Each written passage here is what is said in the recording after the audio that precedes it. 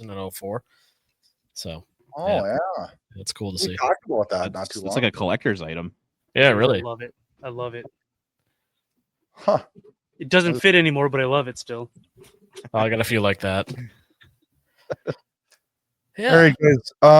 I'll just read a little intro thing, just stating who we all are, and then we'll just kind of roll with it if that sounds okay with you guys.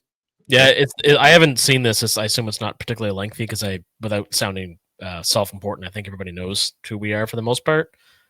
I was just going to run through how you guys always do at the end of your podcast, saying that Robert does work for the Red Mile and flamesnation.ca, and then just kind of roll with it. Yeah, and if you're, and maybe you planned this, Brad, so forgive me, but if you're going to be the one speaking, I would introduce John and Robert first. Just to people. What's that? You screwed up my whole script. Did I? Only because people recognize your voice is from our show, so I think we should, give these guys a spotlight if you're going to be the one speaking.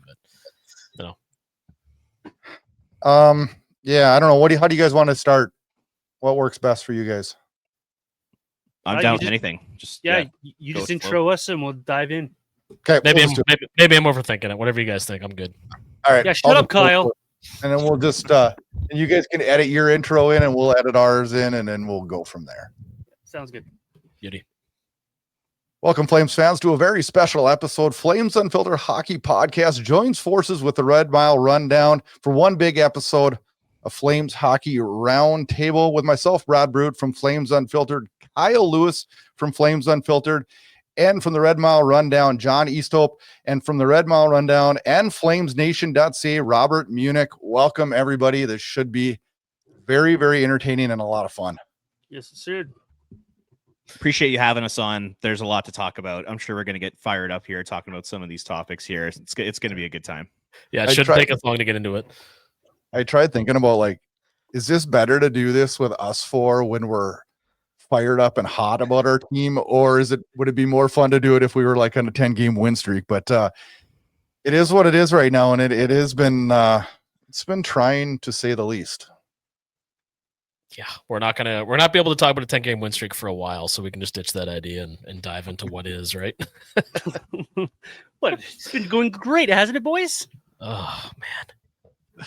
There's so much to talk about, and we really just are gonna fly from the hip tonight on topic wise. So I can just start a conversation and get going. And I think let's start with the owner's comments this week when Murray Edwards stated that there is no rebuild, there is no trades, and and he loves the core. What were your guys' thoughts?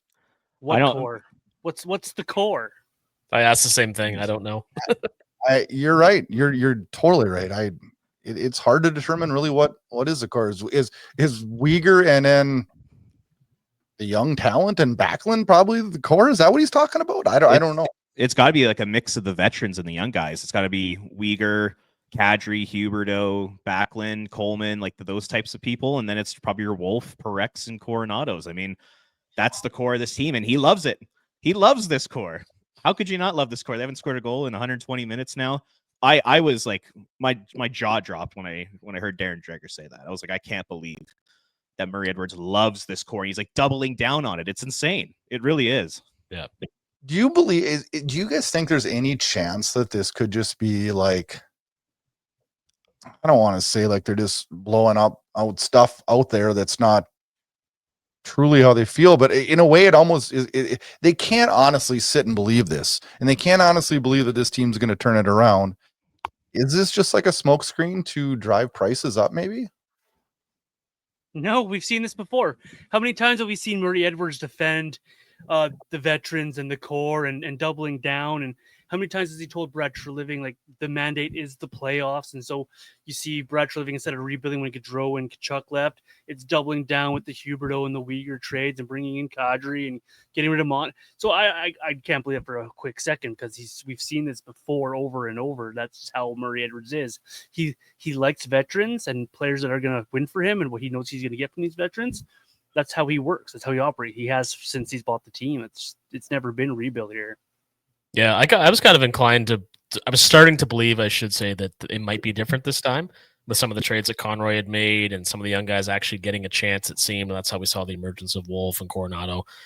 But more recently, it seems like we've backslid into these habits without ever truly getting away from them, right? My biggest issue is like this team is just not proactive with any of their decision making. It's they're forced into making every single big decision. It's not like Craig Conroy's like, hey, here's our plan. We're going to move Rasmus Andersson a couple years from now because that's when we're going to get the most value for him. It's, oh crap, the trade deadline's in 2 weeks.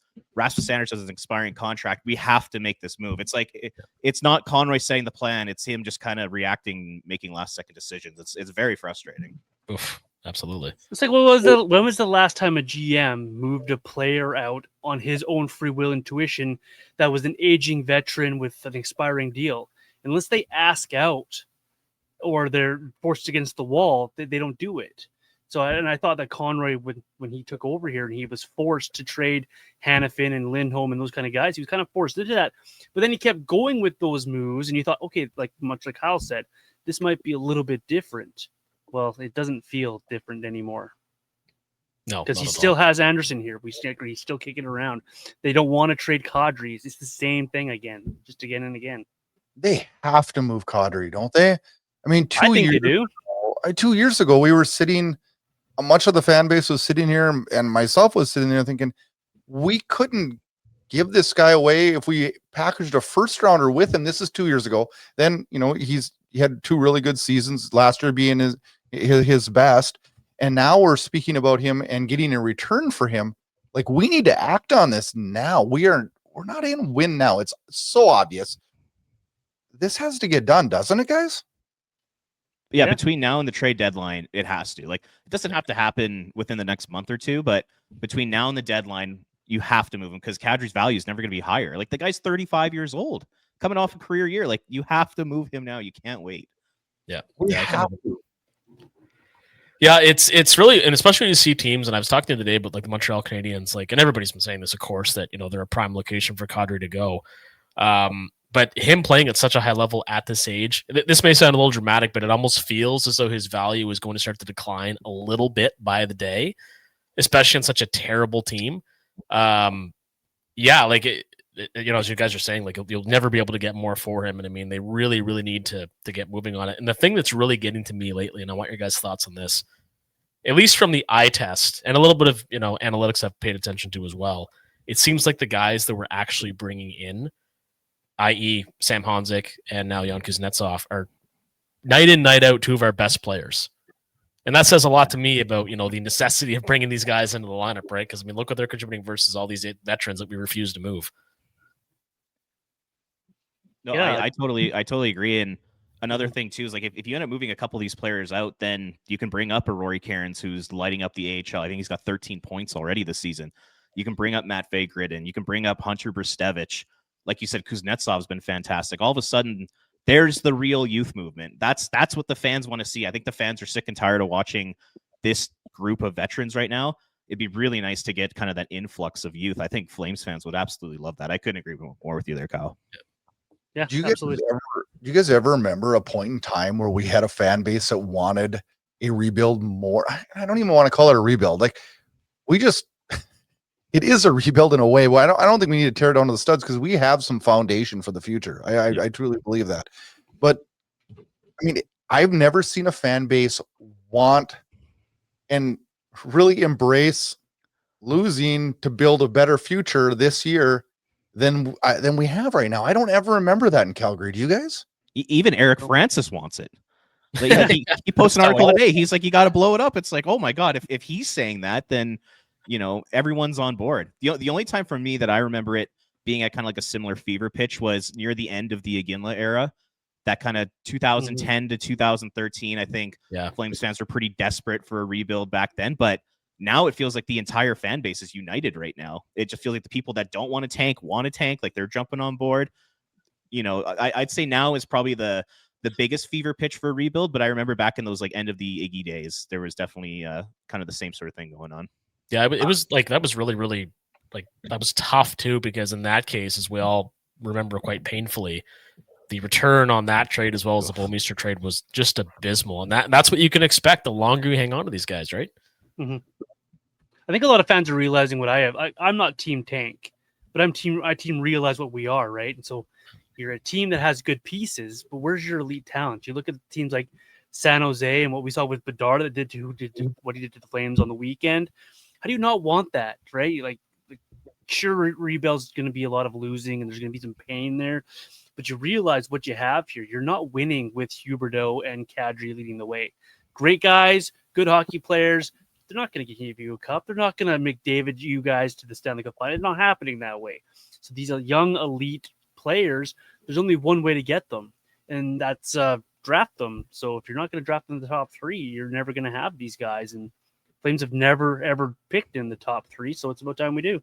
Well, John, to your point, the guys you just mentioned, I mean, those pieces, like the Kadris, the Huberdeaus, probably Backlund, Coleman, they're great, phenomenal supporting pieces on a better team.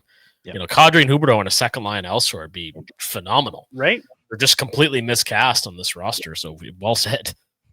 Yeah, and it's not just those two either. Like you go through the whole roster, and everyone's probably playing a line or two above where they should be. How good is Backlund at a 3 or 4C somewhere else? How good is Morgan Frost in that 3C role somewhere else? How good would Coleman be in a third line role somewhere else? Like we're playing these guys above their skis and thinking these guys will do, right? These guys will push ahead, right? So you got like 3 second lines going on here rather than having a first line. And it's not you don't win that way. Like sure, St. Louis, people are going to throw that example in our face, but they still had first round draft picks on that team. They still had high draft picks on that team that still got that. So you have to get your top end guys in here, and you need your Kadris and your Huberdeaus as good supporting pieces, but you don't have the pieces to support yet to get yourself a nice winner here. So I think that's what the Flames really are for me. Like whether it's McKenna, whether it's somebody else in the draft, somebody who has to come in here and be the difference maker. You're just not going to get that unless you're trading your whole franchise for one guy or you're drafting high in the draft. So why not? Yeah, and like another thing people aren't talking about is like I see all the people who don't want to bottom out. They'll say, "Well, look at Nail Yakupov and Ryan Murray and all these top picks that didn't work out." Well, the next 2 drafts are stacked at the top. At the very top of these next 2 drafts, they're stacked. This is not a Yakupov draft. This is not a Ryan Nugent-Hopkins draft. This is probably not a Connor McDavid, like an Austin Matthews or Jack Hughes style draft coming up here. There's really, really good players available at the top of this draft. And it's one of the reasons why I think that for the next 2-3 years, bottoming out's not the worst thing. Yeah, for every Yakupov that's out there, there's a Leo Carlson that's out there. Like, there's always an example of good and the bad, and you may not hit on every single first-round draft pick. We've seen here in Calgary how many Brent Cron will come to mind for a lot of people. Daniel Tkachuk will come to mind for a lot of people. You've had your high-end first-round draft picks not work out. We've seen it here before, but the chances you draft in the top 3 and get a stud is outweighs the 1 or 2 that aren't going to make it. And you get a player like Yakupov, he was still a good player, just maybe not number 1 overall good, but you still can find those guys if you put yourself in that position. And I'd rather take the chance drafting 1 or 2 than drafting 17, 18 and barely missing the playoffs. Absolutely. I mean, I was never really team tank, and I could still say that right now, but like we're not tanking and we're still I truly believe that the way things are headed, we're going to be in that top 3 more than likely. The challenge is there to make sure we get the right guy, and there's never a guarantee. I was always really leery about hearing the word, rebuild and tank. And because I think of the Buffalo, the problems there, and there's no guarantees when you're doing this, right? But you keep putting the right pieces together, and you mix them with a Backlund centering your 4th line, and and find the right pieces. This can go quicker than we think. But this year, we have to act on some of these guys, and we need to move. And I think we're probably all in agreement of, Coleman, Anderson, and Kadri to go out the door. Is there any other guys that you guys are looking at and thinking that could be possible guys that would go out the door? Well, given how Conway's drafted, why not try and find something for Joe Hanley, like a later round draft pick? That's just another lottery ticket. If they're not nailed down and they're not essential to your rebuild or your future here, why not ship them out? Like, so I would go as far as say is Bahal and Hanley should be on that list. Even Backlund should be on the list if you find a taker. Coleman's definitely on the list, like you've mentioned. Like, so I don't think there's anybody really off limits when you're in the position you are as the Flames, because it can't exactly really go worse, can it, than 32nd overall, 32nd power play overall. You're scoring just over 2 goals a game. It can't get much worse, so why not trip everybody out who you can get a draft pick for? Because you've seen how Conroy's drafted the last couple of years. That's a lot of great young prospects and lottery tickets he's put in the system. Keep going with that process. Yeah, I think one of the guys that comes to mind to me as well, that's an expiring contract, is Ryan Lomberg, because as much as it drives us all crazy sometimes to see him out there doing cardio, teams still covet Stanley Cup winners and, fourth line energy guys. So Lomberg can fetch a decent pick going to a contender somewhere, even if their intent is only to play him a handful of games down the stretch, right? So, to your point, John, like if it's not nailed down, like there's a market for all of these guys. And I think the Flames need to explore that as much as they possibly can. I mean, as you said, the results really can't be any worse. So that kind of gets me thinking as well, because a lot of the conjecture of late has been around Ryan Huska's coaching and how it's seemingly increasingly noticeable how ineffective it is. I mean, the team's not scoring. They're not generating any high danger chances, which, Robert, you've commented a lot on as well. Would you guys, I know it's unlikely with the 2-year extension hand that Huska would get the bullet, but would you rather the team continue to go the course with Huska and continue to get these abysmal results, or would you be in favor of a coaching change if that were actually something that was on the table? Like the Flames ownership group, they've proved in the past that they're not afraid to fire a coach that still has term left on their contract.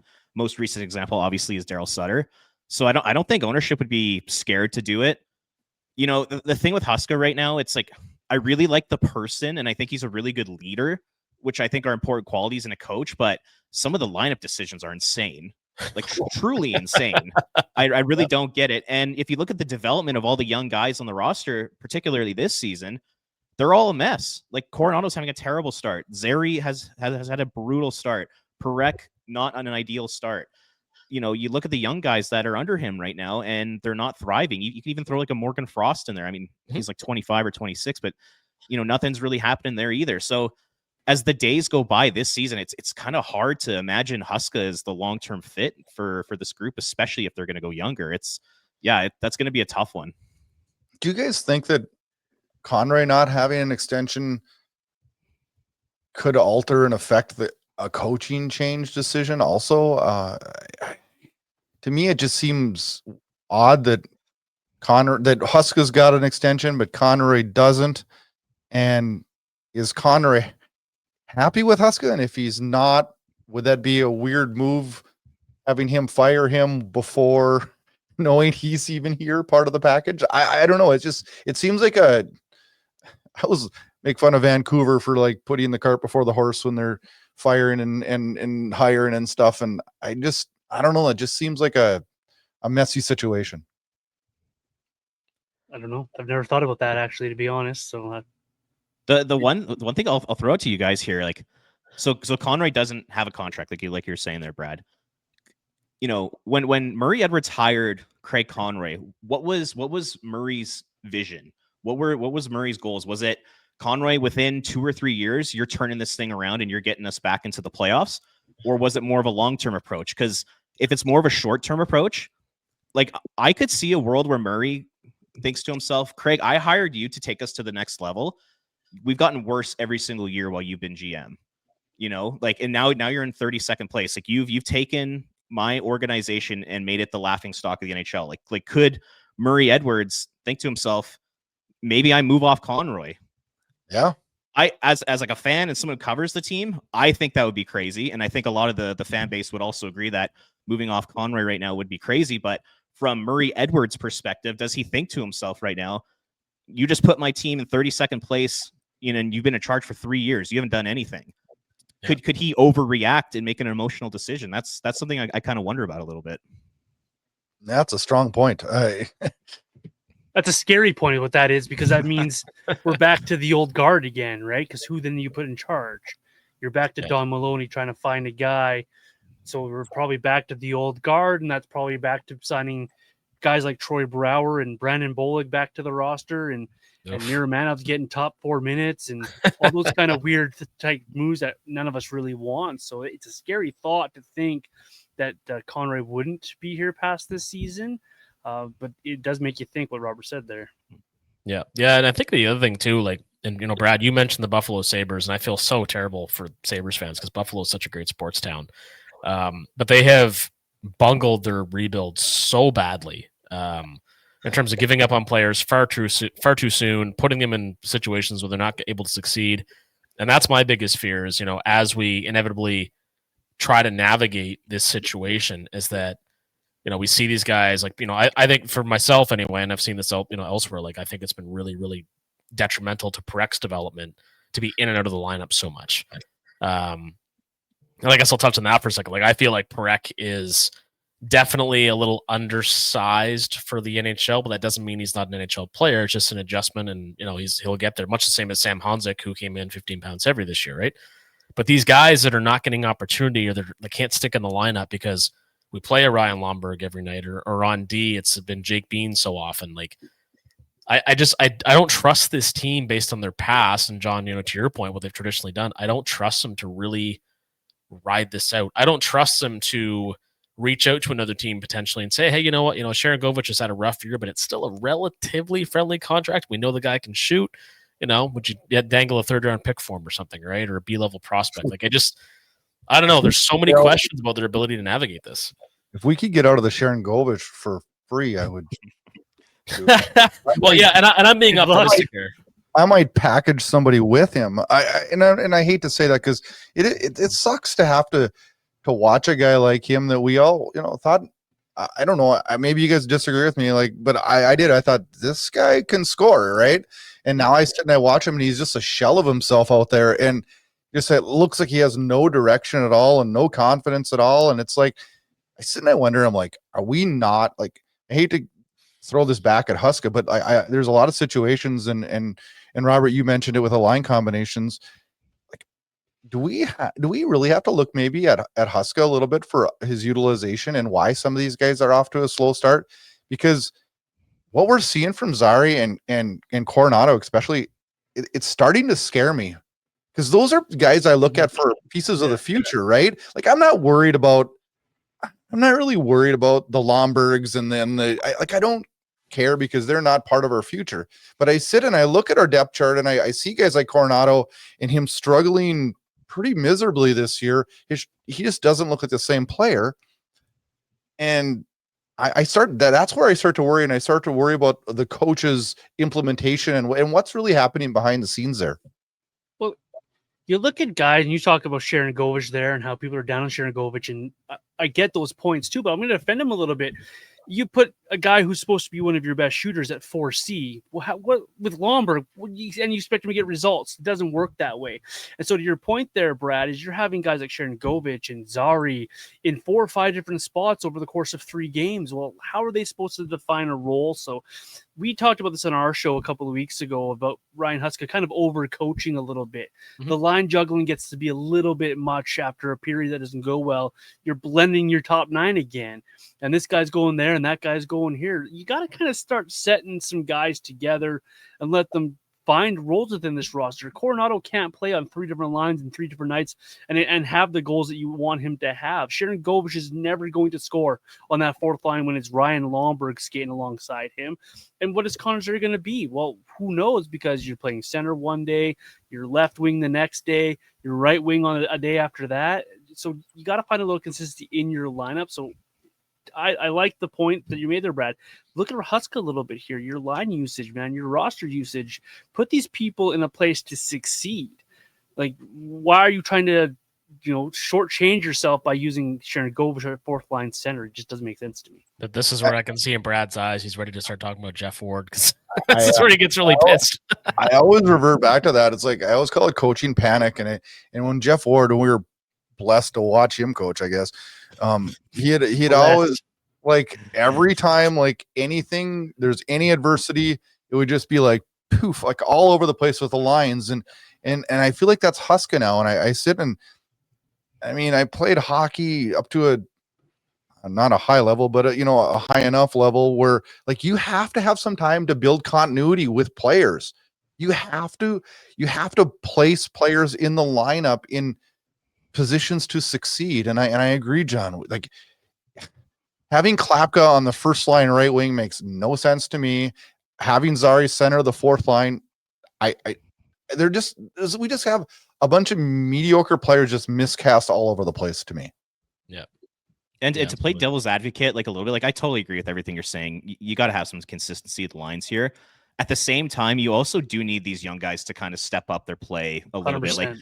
can't put all the blame on Huska. Like, you watch Connor Zary, and he just looks so slow out there. I don't see the speed. I don't see the acceleration like we saw from him in his first 2 seasons. Matt Coronado, there are nights when he just looks lost out there and has no confidence. Sharon Govich, kind of same thing. So those guys, they also need to take some responsibility. But at the same time, Huska, I do think he needs to do a better job putting them in positions to succeed. Because what I'm seeing is it'll be Connor Zary centers the second line one night, and then the next game he's down to the fourth line center. Well, it's like, well, how could Connor Zary build any confidence doing that? But at the same time, when he does get the opportunity to play that second line center, he's got to grab it and he's got to do something with it, Yeah, absolutely. And one of the things I've noticed lately too, to that point, is I've watched a fair amount of the Ottawa Senators in person twice in the last 2 weeks, and one of my best friends is a huge fan. So watching that team, which has a lot of good pieces, obviously would play a much more up-tempo style under Travis Green, is certainly conducive. But, to your point about the players owning it too, you watch Matt Coronado.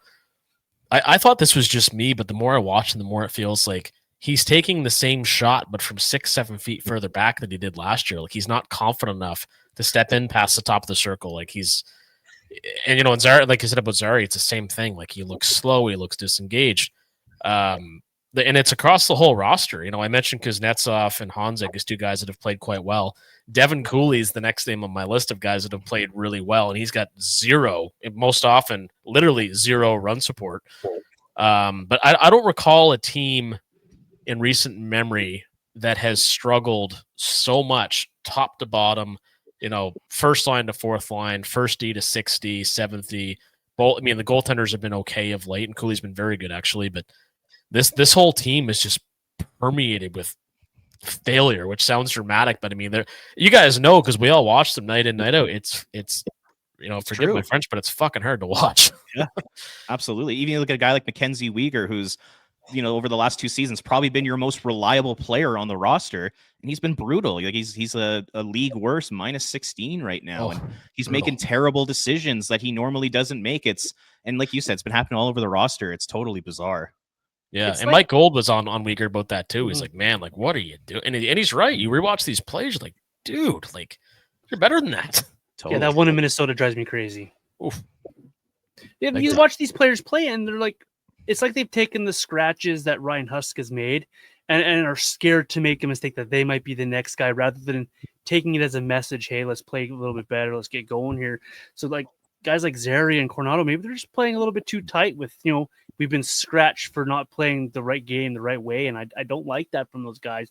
They got to be loose. They got to be able to play their game. And so I don't know what Husk is saying to these guys or how they're approached here with those conversations, but they're all a little bit too tight on that bench there, and everyone's squeezing those sticks, and that makes for very boring, mundane hockey. There's so much. Players don't understand, like, from one day to the next where it's going, and there's such drastic changes, and the confidence level. And then what I think also happens, like with Weegar and Anderson, is that a lot of pressure falls back on those guys like Backlund, and they take that approach of, I got to do it all now, and that's just it's not gonna work. And you look through all of our veterans this year have had stages where it's just like, looks like a different person compared to what we're used to, and it's very, very, very frustrating.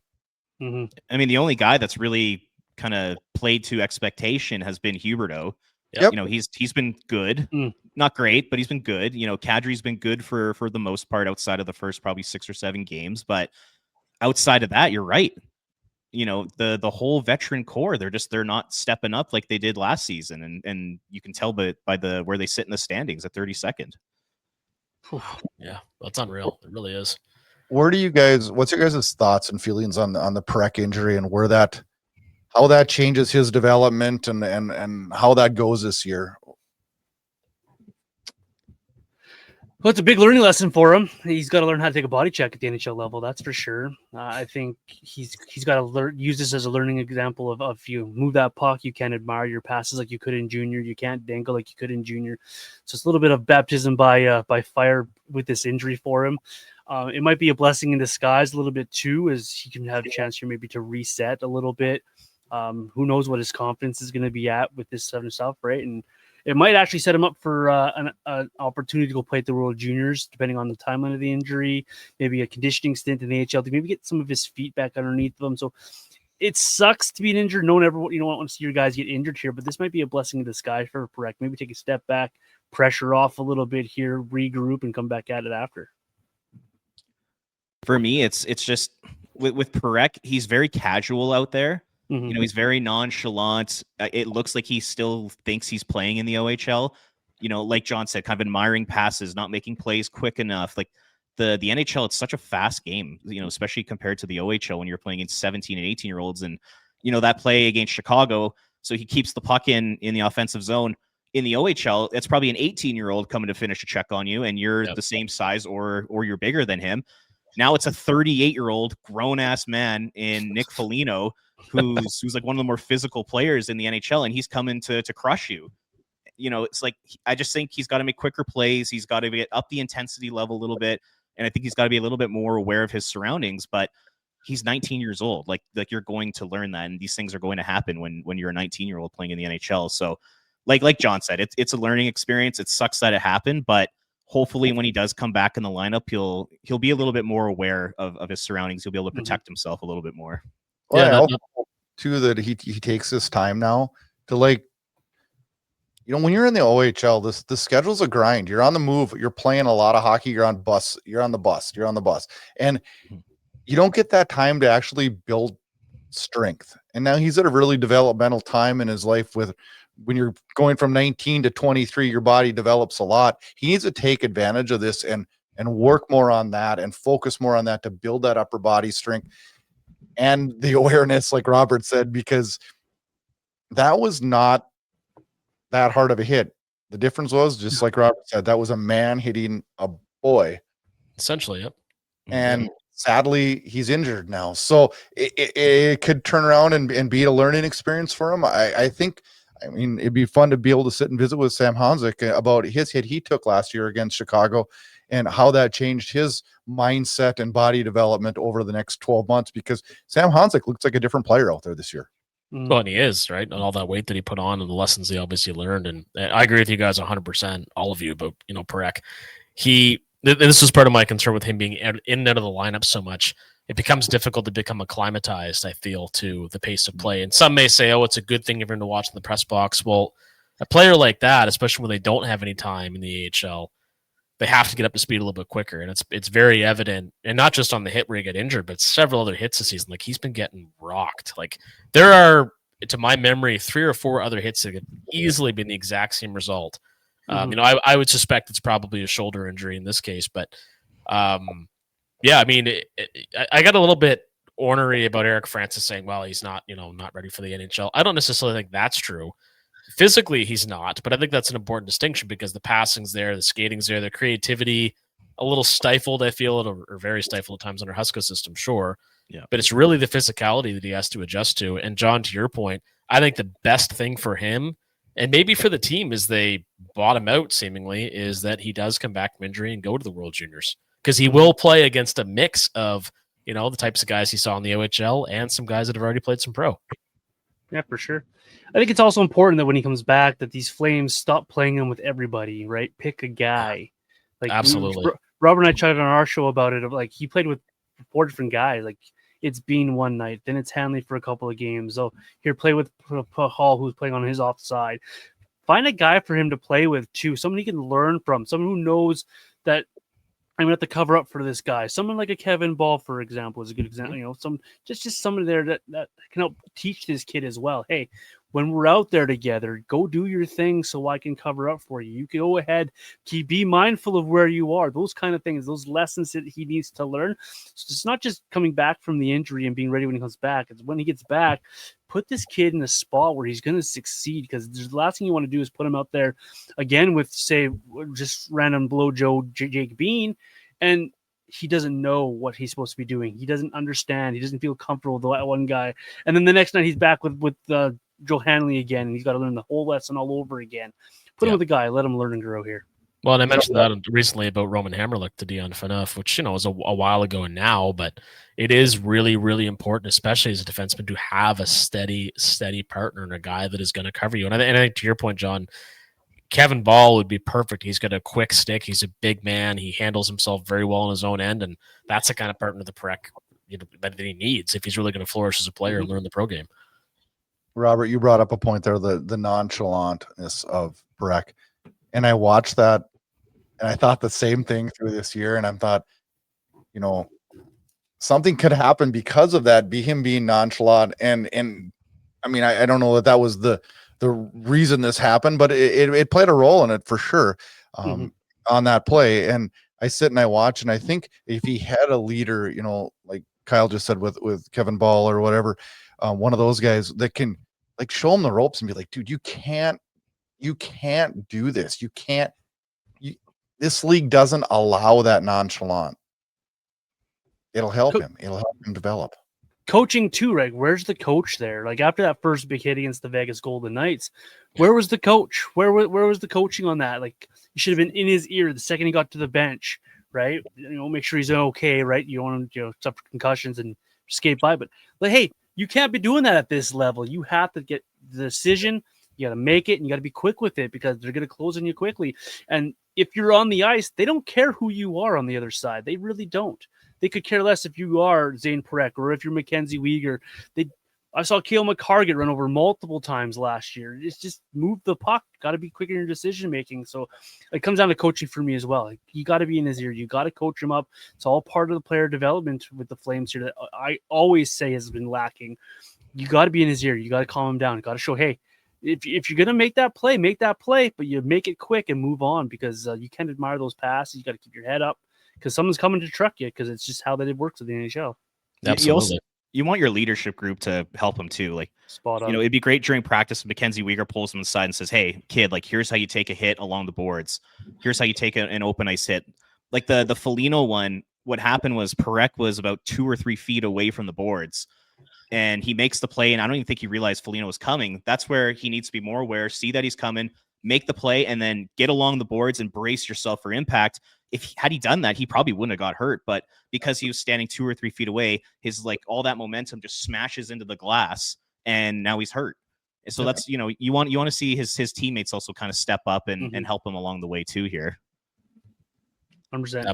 Yeah. Where do you guys, when we look at Dustin Wolf and a little bit of statistical struggles out of the gate this year, and that's kind of worked its way back, what are you guys thinking, and how do you think he's going to handle the workload that he's going to get with a team that's not really sound defensively? He's going to get a lot of work this year. That's so polite of you. Not really sound defensively. I can be a little more positive, Kyle. I've had a couple rough episodes here.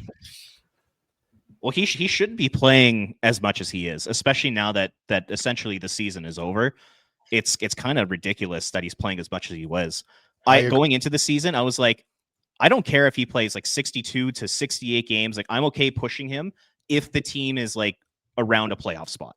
Yep. Now that they're not around a playoff spot, it really makes no sense. And you have Cooley playing so well too. Play Cooley. He's shown that he can keep up. Like, he's got the best save percentage in the NHL right now, which is insane to say at this time of the year. So he's our only guy in statistical top 10s anywhere. Yeah, totally. Yeah. Devin Kalu is going to be 0-15 with a 940 save percentage. So what do you think, Robert? Would you 50 games?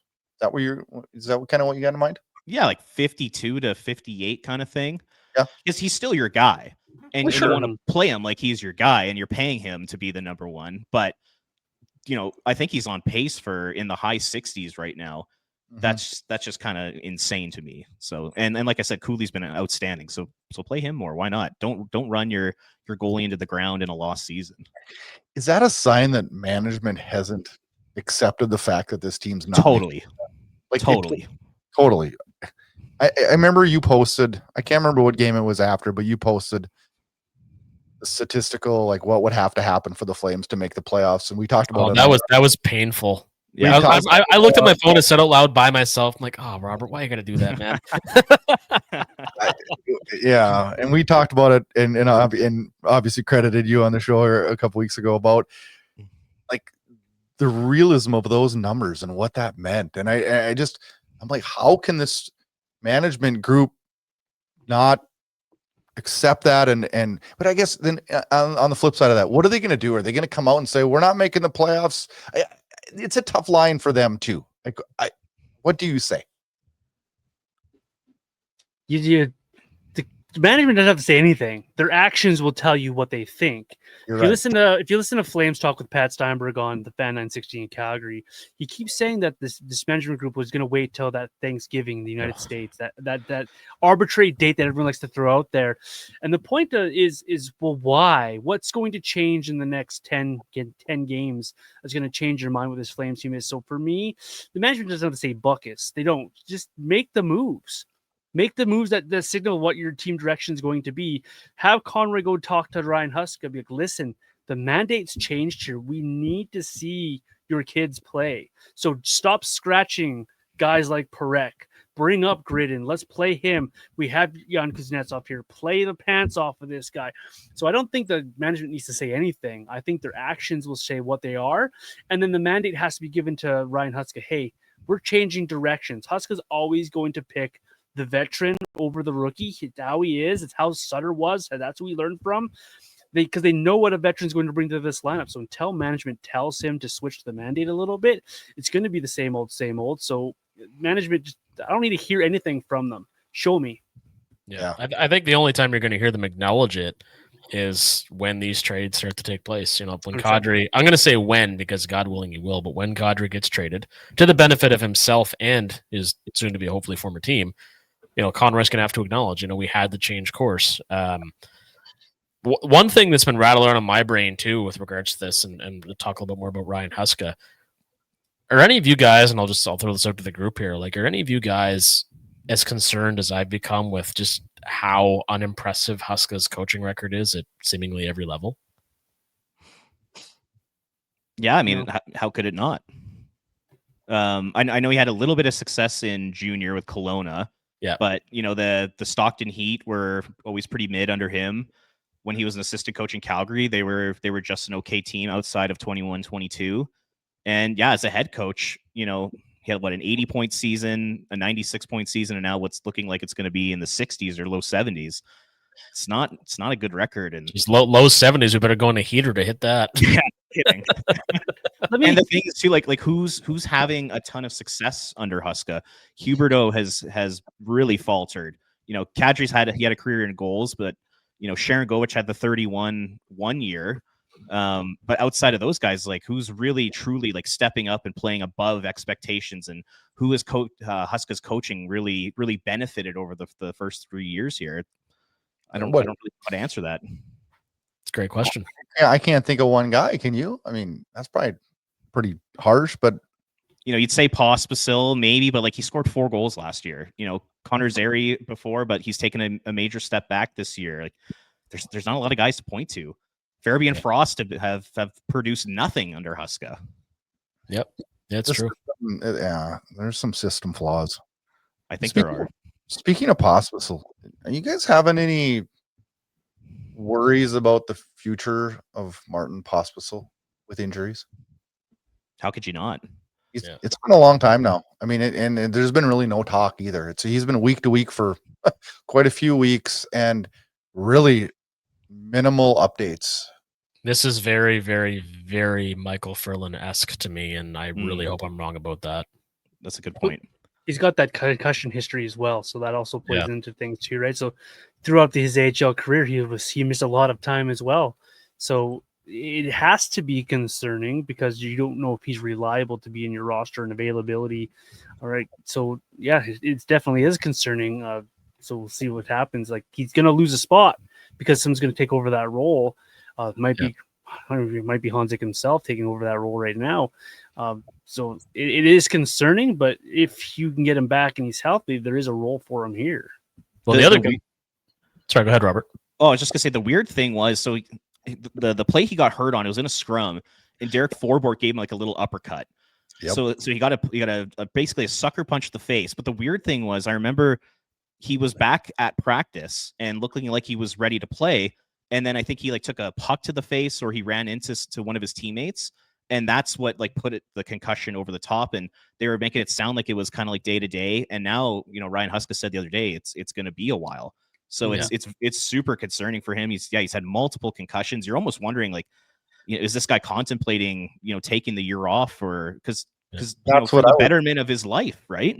Mm-hmm. Well, look at Paul Correa. I mean, I remember watching that the special on him with Michael Farber. The oxygen tanks and everything he went through to get healthy post. And like the play that ended Correa's career was extremely minimal compared to being beheaded by Gary Suter and the other things he went through. But and like the rest of us, I don't want to sound presumptuous, but I'm fully in favor for his own well-being to take the rest of the year off. And I'm also, just to switch gears a little bit on the Pospisil topic, I'm a little concerned from the team's perspective. A lot of comments saying, well, is Pospisil's absence a big reason why this team is struggling? I'm thinking, man, if you're relying that heavily on one player, if you're suggesting that's a viable narrative, that's concerning, because these problems are so much deeper rooted than that, right? If you're concerned about a guy who scored 4 goals last year, being the one to drive the bus, then you're in big trouble. Well, but that seems to be a thing though, because they don't seem to, like, to this point. I mean, other than the fans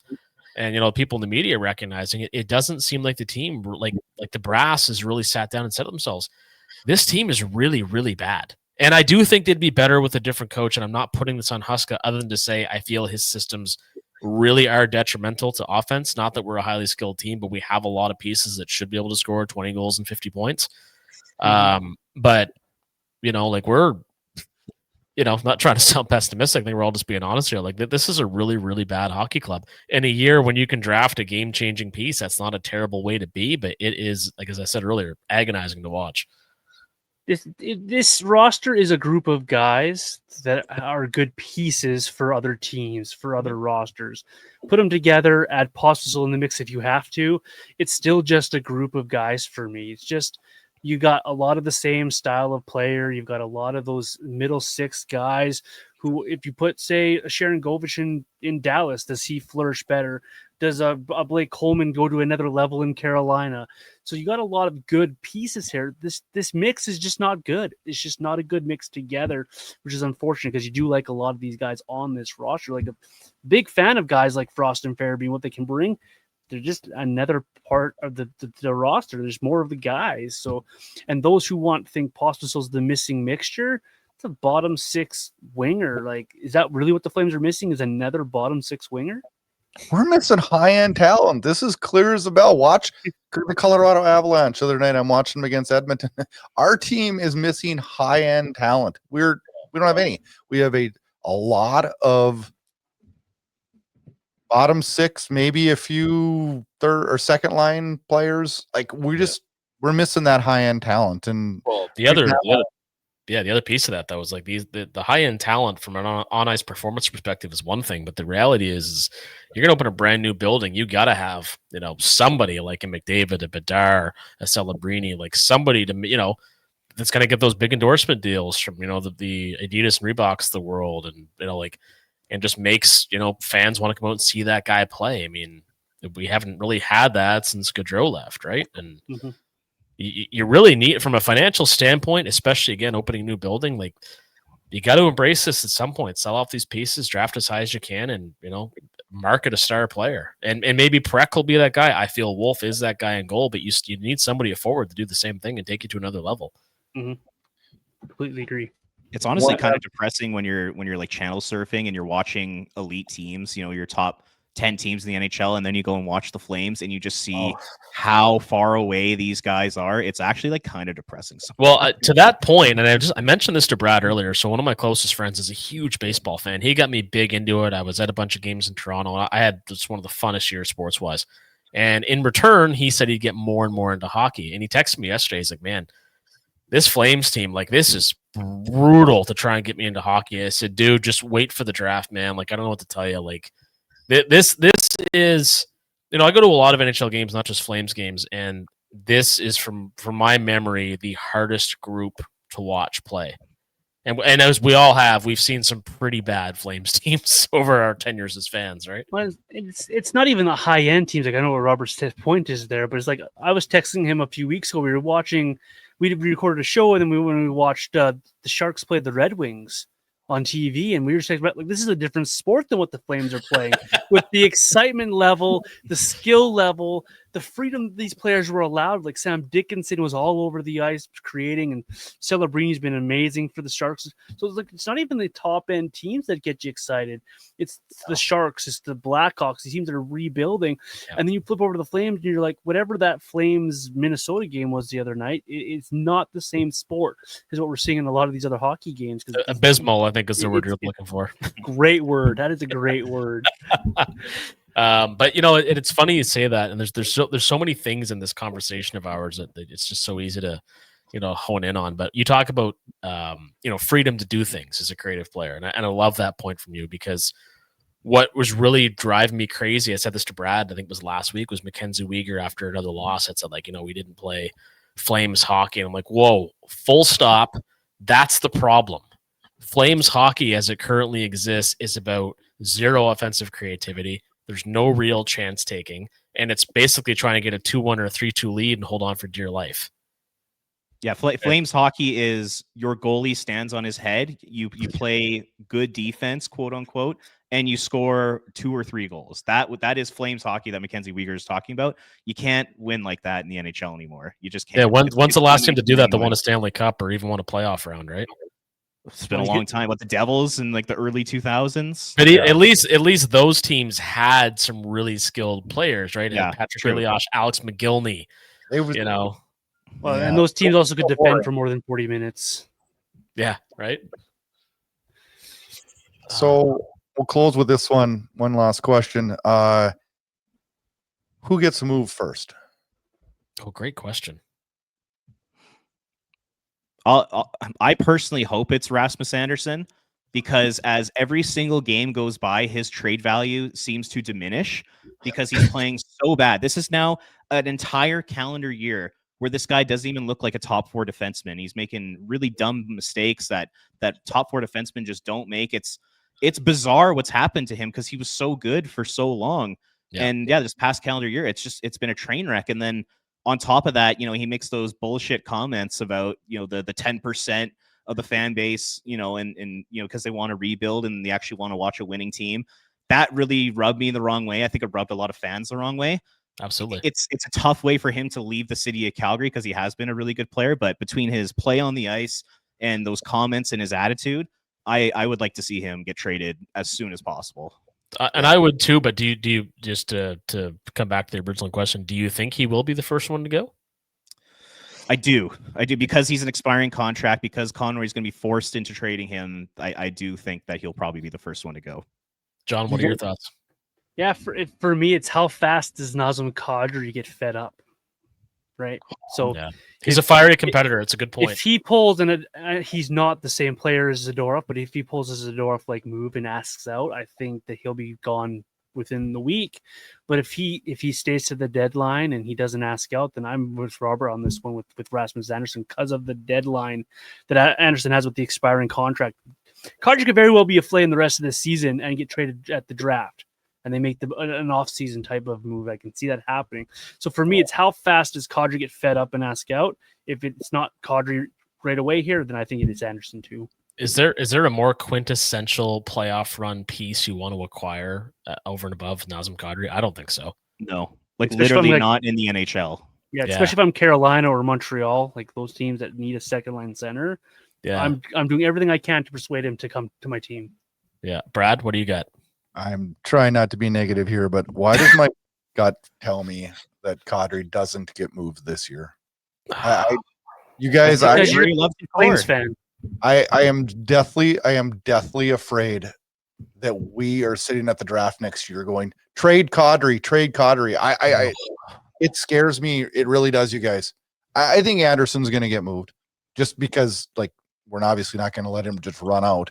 But I think the return's going to be very underwhelming, and I'm just super worried that Kadri doesn't get moved when I think we could get a really good return right now. We need to act on that for the betterment of the future for this organization. Oh man, it's essential. I think it's going to be Anderson first for all the reasons that have just been stated, and then I think maybe Coleman after. Kadri, I can see a bidding war type situation as long as they cash out when they should. There's a part of me that worries he's going to pull a Joe Sakic and hang on to him the way that he hung on to Duchesne. Now, mind you, in that case, Sakic got a king's ransom for Duchesne, but the Kadri one, like, you have to trade him in season to maximize his value. Somebody is going to say, we're going to give you this, this, and this, and Connor's going to go, oh, wow. Throw in another first and it's done. They'll go, here you go. Mm-hmm. You guys, there's so much fear in me, too, of one of these guys getting injured. Like, I don't know. I think it's time to take a look at the standings, take a long, hard look, realize the future. Take a look in the mirror, right? Now. Yeah. Now is the right time. The old Brad Treliving quote: "Take cues from your players." Well, your players are clearly telling you they suck. So let's fix it. I thought you were going to go with the soup quote. No. When you said that, I'm like, oh, we could go a lot of directions here. Oh man, wow. Yeah, I could have pulled up the old Jay Feaster one with the intellectual honesty, but I went the lesser of two evil roads there. Stop that, he says. Don't remind me of the Jay Feaster years. Those were dark days. Yeah, we're good. No, then I'm going to say we're going for it. We're at like 40 points with 10 games left. Was Jankowski our last number one center that we were going to draft? Yeah. Oh my god. Hey, he's going to be the best player in that draft. You mark his words. Joe Nieuwendyk, baby. Joe Nieuwendyk, yeah. Oh. We're almost kind of in Feaster days right now in the sense that the team is really bad, but ownership wants to be competitive. I'm not saying Conroy's Feaster. I'm just saying the team's not good, but they're still kind of pushing. They still want to remain competitive because that's what Murray wants. It's kind of ugly right now. He's the guy I worry about. It's Murray Edwards. Yeah, nothing says competitive like shutout in 2 straight games. Right? Oh, it's just a mess. You know what though? Like he's got to look though and look at the big hole in the ground and be like, okay, like this isn't going as scripted. I need a premier guy. Like he's got to come to senses on this. You guys, you'd think so. He's got it. Murray's looking at it. How fast can I get back to even on this project? How fast can I get back to even? That's how he works. But if he is a good bit, his fastest way back to even is Connor McKenna or whoever goes first. That is his fastest financial gain. It is. Totally. It's his fastest financial gain. I agree, but he's going to think playoffs, right? You know that's how he works. So that's the fear. But Robert, the math doesn't work, does it? We're not going to the playoffs. Nope. No, unless they can pull out 720 hockey, it won't happen.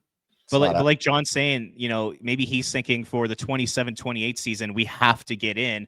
And that's when he starts to push, some futures into trades and making mistakes in free agency. That's what I worry about is 27-28. It's not let's get superstar talent in the building. It's let's get into the playoffs. And that's what kind of worries me about Murray. Oh, yeah, 100%. Find this year's Tony Amonte and Darren McCarty and bring those guys in here. We got that was a fun year at least. I did, and I talked to Darren McCarty about this a few months ago. We played against each other in a charity tournament, and he said Andrew Ferentz was there too, and Sean Donovan. There was actually a lot of excellence there. Holy name! All those guys said the same thing. They're all part of that team. They all said, "Man, we should have won that series against the Ducks." I'm like, I know you should have. Yeah. Anyway, worst game 7 of all time. Agreed. Yeah. Yeah. A lot of wasted talent in those years. Oh, there was, wasn't there? Well, this wasn't as depressing as I thought. So we could keep going. We just started with the Jay Feaster talk. We can keep going. Oh, we could go for hours, and I would like to do this again with you guys. It's been a lot of fun, and I hope you guys had as much fun as I did because having a round table, especially with so much to talk about. There really was. There's a lot going on in Calgary, and a lot of anger, right? I think it's more. I think it's less anger, and it's more just we're fed up. Like it's time now. We all realize that what this team is after this amount of time. It is what it is. Let's fix it, and the only way to fix it is let's get some talent. Well, and the thing is too, I don't. I'm going to end my part in this with a little bit of optimism. I don't think they're that far off from being good. I think it's an eventual coaching change. I think that is going to be necessary because the message is already worn thin. It seems.